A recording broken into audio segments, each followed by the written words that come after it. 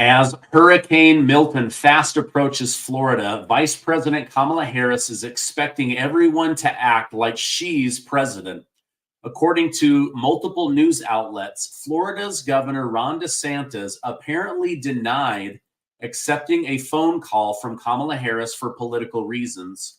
However, the governor himself denied these reports on Fox News by stating, "For Kamala Harris to try to say that my sole focus on the people of Florida is somehow selfish is delusional. She has no role in this. In fact, she's been vice president for 3.5 years. I've dealt with a number of storms under this administration. She has never contributed anything to any of these efforts. And so what I think is selfish is trying to blunder into this." Now, what's going on is Harris decided to make a molehill into a mountain by saying that she was being blocked from helping with the hurricane, but vice presidents never help with hurricanes. And President Biden has already been in contact with Governor DeSantis multiple times. Now, whoever leaked that DeSantis wasn't answering Harris's phone calls should be ashamed. Right now, the focus should be on Americans in Florida. Now, does this mystery person not know that preparing for a once-in-a-century storm is very time-consuming? Ron DeSantis has assured the public he's in contact with Biden and FEMA. So why should he make time for Vice President Kamala Harris when literally he's never dealt with a vice president the entire time he's been governor? He should just focus on this disaster at hand. Now, it's odd Kamala would say the governor wouldn't contact her because on Biden's own Twitter page, he said, "I've been in contact with the governor and have given him permission to prepare to save lives during this historic storm." Now, at this disastrous time, the hurricane is expected to make landfall tomorrow in Tampa, with reports saying that some residents are deciding to stay behind. Tampa's mayor, Jane Castor, warned them, "Helene was a wake-up call. This is literally catastrophic. And I can say without dramatization, if you choose to stay, you're going to die."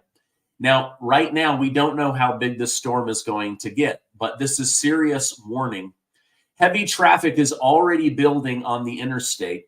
Given the severity of the situation, if you're in Tampa, please get as far away from the path of the hurricane as possible. Hurricane Milton is expected to hit landfall as a Category 4 or a Category 3 storm. Some worried that it was building to a Category 5, but as of the filming of this video, it is starting to slow a bit. However, that doesn't mean that residents won't be dealing with 130-mile-per-hour winds.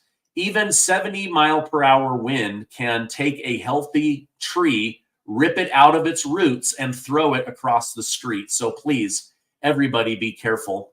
Now, while the people in Florida are focusing on survival, lawmakers are doing everything they can to get more money to FEMA.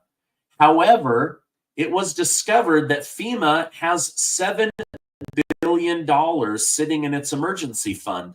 So now people are trying to figure out why DHS Secretary Alejandro Mayorkas would lie and say that FEMA doesn't have money and that it doesn't have enough to get through this hurricane season. Do you think possibly he was trying to hide money from Congress in order to give it to illegal immigrants instead of American citizens? Now some in Congress are starting to question.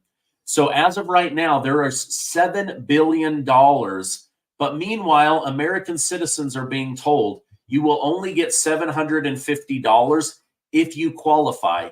I mean, isn't having your life destroyed qualification enough for some help? But DHS Alejandro Mayorkas is claiming there's no money. There's not enough money to help Americans.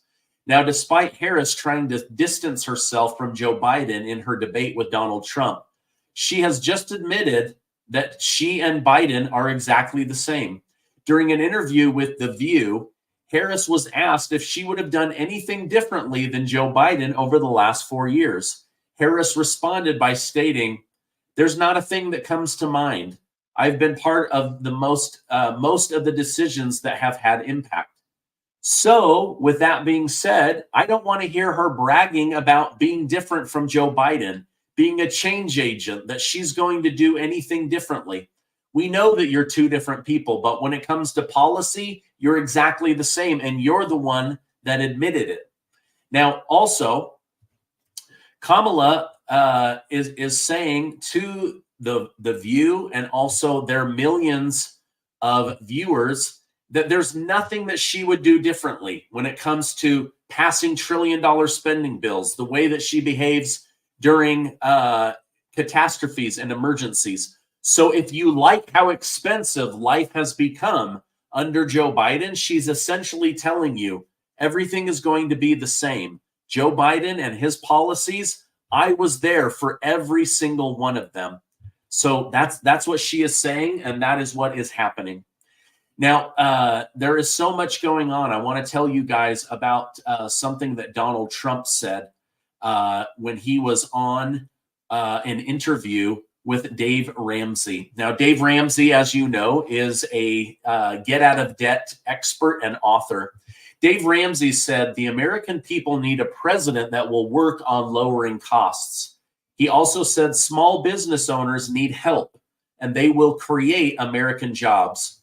Donald Trump said he wants to lower taxes again and lower them as low as 15% for companies that make goods in the United States of America. Trump then said he was going to remove as much regulation as humanly possible in order to get energy costs lower. He said he would especially remove all of the terrible Biden energy policies. But what stuck out to me was that Donald Trump said he plans to lower the costs and the wasteful spending in the federal government. He said this alone will help because we can then justify lowering taxes for the American people. And by cutting out wasteful spending, we can save Social Security. He then said we must save Social Security and we must ensure that no illegal immigrants are receiving Social Security money. Now, please let me know in the comments down below. What do you think about this? If we cut the wasteful military spending, the wasteful foreign spending, the wasteful domestic spending, that frees up a ton of money. Now he can justify lower taxes and he can save Social Security. But I especially liked where he said we must ensure that no illegal immigrants are getting access to the Social Security money. So I was happy to hear that, and I would love to hear from you what you think about that. All right, I have some more stories to share with you, but first a word from our sponsor. If you're a homeowner like me, when is the last time you checked your home's title? You know, that legal document that shows you own it? Well, if the answer is never, you need to know about a fast-growing crime called house stealing. I was recently shown how this is done, and I was appalled at how easy and how scary this is. Now, there is a document out there called a quitclaim deed. All you do is fill this out, and it shows that I sold my house to a fake person that doesn't exist. They use my address, my name, and then get a fake signature. They then go on the internet and buy a fake notary seal for a small fee. They then go to the county office and boom, the house is transferred out of your name into the name of the criminal. They then take out loans in your name without your knowledge. But here's the thing, these scammers, they don't want your house. They want your house equity. They take out these loans using your house collateral and then disappear, leaving you with a financial and a legal nightmare. But you can protect yourself from these despicable criminals right now with triple lock protection from HomeTitleLock.com. The first step is to check if your home title is still in your name. You can do this by visiting HomeTitleLock.com. Enter your address and you'll receive a complete title scan to see if you're already a victim. Now, make sure to use promo code Gardner so that you can get that scan for free, as well as a 30-day free trial of the triple lock protection. Again, go to HomeTitleLock.com, use promo code Gardner. Do it right now. Go to HomeTitleLock.com. All right, now Kamala Harris, again, trying to make a story that's fabricated into something that she can spin with the mainstream media. She is claiming that during lockdown, President Donald Trump personally mailed COVID-19 testing strips to Vladimir Putin of Russia. Now, Harris got this info from journalist Bob Woodward and his new book, War. And Woodward stated people in America were struggling to get their hands on tests. And this guy was sending test strips to Russia, to a murderous dictator. Now, none of this has been proven to be true. And it seems that Kamala Harris may have jumped the gun on this story, as the Trump campaign is denying the allegations, saying, why would I personally mail COVID-19 strips to Russia when they have their own testing strips, their own vaccines, their own medical protocol? So according to the Trump re-election campaign, this is a made-up story that Kamala Harris is trying to use in order to embarrass Trump. But honestly, at this point, like, who cares? COVID is behind us. I don't even know why she would try to bring up this story. All right, now, other things that Bob Woodward said that he says he got from the Donald Trump campaign. Woodward also wrote that Joe Biden likes to privately refer to Donald Trump as that effing a-hole and drops the F-bomb regularly during staff meetings, in the White House, in the Oval Office, and with his family.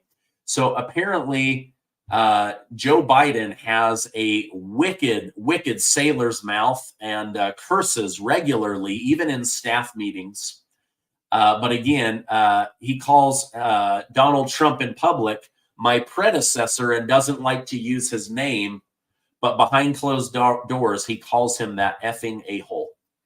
All right, Bob Woodward also shared a private phone call that happened between Joe Biden and former President George W. Bush after Biden's disastrous withdrawal from Afghanistan.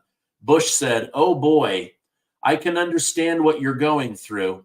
I got effed by my intel people too." So according to George W. Bush, the intel, the NSA, the CIA, the FBI, they were lying to him when he was the sitting president, and believes that Joe Biden was lied to when it came to the Afghanistan withdrawal. Let me know down below, like, do we need to root out the corruption in these alphabet agencies? I mean, Trump says they lie. Biden says they lie. George W. Bush says they lie. The only one not saying that he was lied to is Barack Obama. It's kind of interesting.